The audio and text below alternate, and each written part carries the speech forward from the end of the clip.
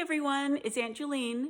Today we're going to read another Dr. Seuss book, and it's one of the stories in this Yertle the Turtle book, and it is called Gertrude McFuzz. Gertrude McFuzz by Dr. Seuss. There once was a girl bird named Gertrude McFuzz, and she had the smallest plain tail ever was. One droopy droop feather, that's all that she had. And oh, that one feather made Gertrude so sad. For there was another young bird that she knew, a fancy young birdie named Lola Lee Loo, and instead of one feather behind, she had two. Poor Gertrude! Whenever she happened to spy Miss Lola Lee Loo flying by in the sky, she got very jealous. She frowned and she pouted. Then one day, she got awfully mad and she shouted, "This just isn't fair! I have one, she has two! I must have a tail, just like Lola Lee Loo." So she flew to her uncle, a doctor named Dake, whose office was high in a tree by the lake, and she cried, "Uncle Doctor, oh please, do you know of some kind of a pill that will make my hair grow?" "Tut, tut," said the doctor, "such talk, how absurd! Your tail is just right for your kind of a bird." Then Gertrude had tantrums. She raised such a din that finally her uncle, the doctor, gave in, and he told her just where she could find such a pill. On a pillberry vine on the top of the hill. "Oh, thank you," chirped Gertrude McFuzz, and she flew right straight to the hill where the pillberry grew.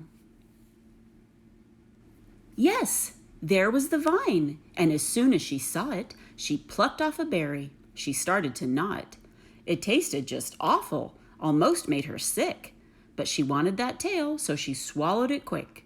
Then she felt something happen. She felt a small twitch, as if she'd been tapped down behind by a switch. And Gertrude looked round, and she cheered. It was true. 2 feathers, exactly like Lola Lee Loo. Then she got an idea.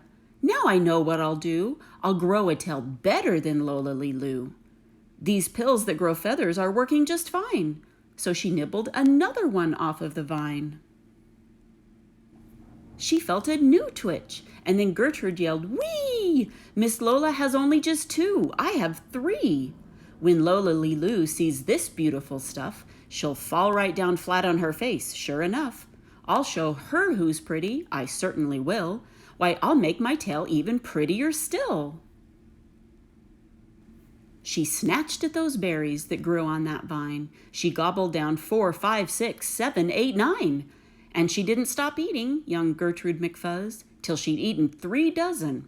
That's all that there was. Then the feathers popped out, with a zang, with a zing. They blossomed like flowers that bloom in the spring. All fit for a queen, what a sight to behold. They sparkled like diamonds and gumdrops and gold. Like silk, like spaghetti, like satin, like lace. They burst out like rockets all over the place. They waved in the air and they swished in the breeze, and some were as long as the branches of trees. And still they kept growing. They popped and they popped, until long about sundown, when finally they stopped. "And now," giggled Gertrude, "the next thing to do is to fly right straight home and show Lola Lee Loo. And when Lola sees these, why, her face will get red, and she'll let out a scream, and she'll fall right down dead." Then she spread out her wings to take off from the ground. But with all of those feathers, she weighed 90 pounds. She yanked and she pulled, and she let out a squawk, but that bird couldn't fly, couldn't run, couldn't walk. And all through that night, she was stuck on that hill. And Gertrude McFuzz might be stuck up there still, if her good Uncle Dake hadn't heard the girl yelp.